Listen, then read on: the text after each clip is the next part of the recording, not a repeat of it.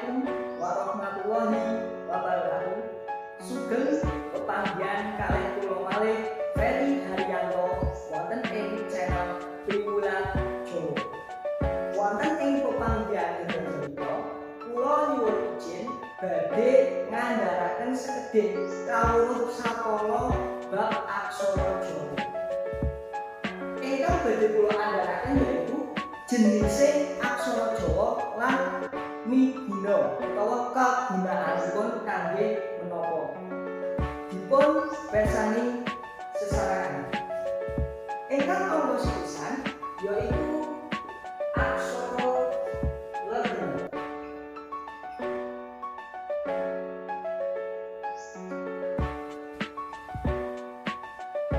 Aksara legena mriki sakjroning naminipun kathah. Wonten ingkang mawastani aksara canakan ugi wonten. Lajeng angka kalih wonten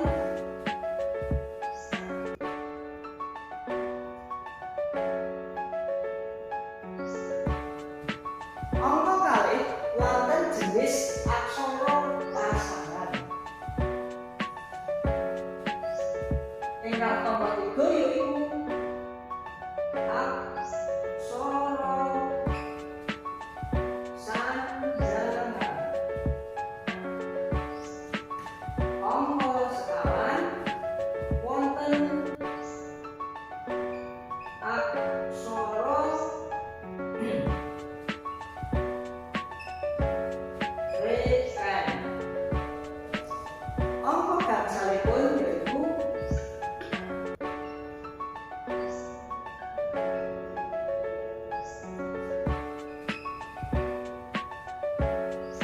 aksara swara.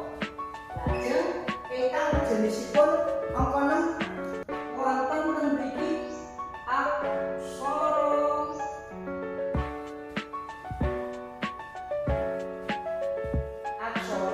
mudha. Banjur ingkang pungkasan wonten aksara angka. Ten mriku miturut kula aksara Jawa menika kaloro dados 7 jenis aksaranipun. Ingkang sepisanan kula wau aksara legena. Aksara legena menika aksara ingkang sampun kulina dipun panggihi panjenengan. Amarga aksara legena mriki yaiku aksara dasar sing munine ho ngantos aksara mo. Hala caraka data sawara padha jayanya maga batama. Menika kalebet aksara legena utawa aksara dasar sing dereng diapak-apake. Lanjut wonten jenis ingkang kaping kalih yaiku aksara pasangan. Kenapa kok diarani pasangan? Amarga ten mriki pasangan kuwi berarti pasangane saka aksara legena.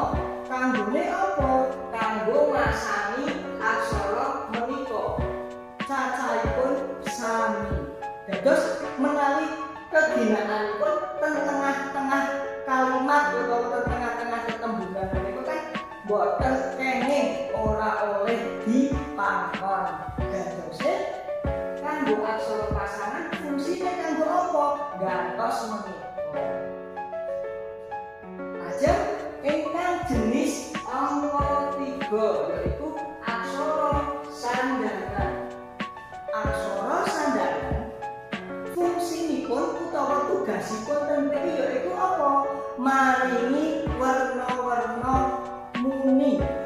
Dados saking aksara legena kalih pasangan sing munine tasih ana cara ngaten supados saged muni i e o lan sanes-sanesipun dipun tambahi aksara sandangan.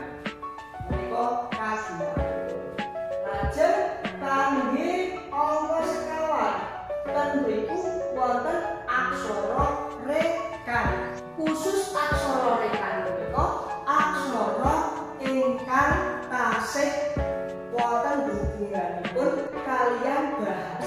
sing saking Arab. Tuladhanipun wonten ko, lajeng wonten malih go, wonten malih do, wonten malih aksara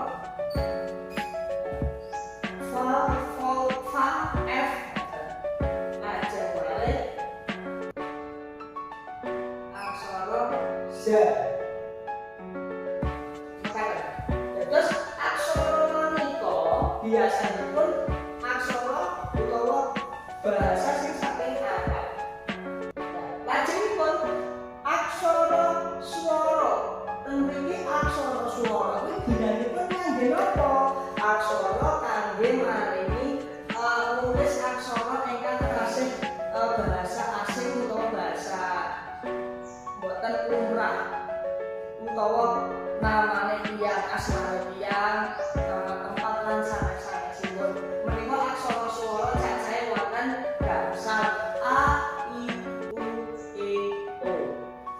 Lanjut ingkang kawonan yaiku aksara mudha. Aksara mudha nggih sami fungsinipun. Carane kanggo apa fungsine? Fungsinipun kangge panyeratan kosakata asing.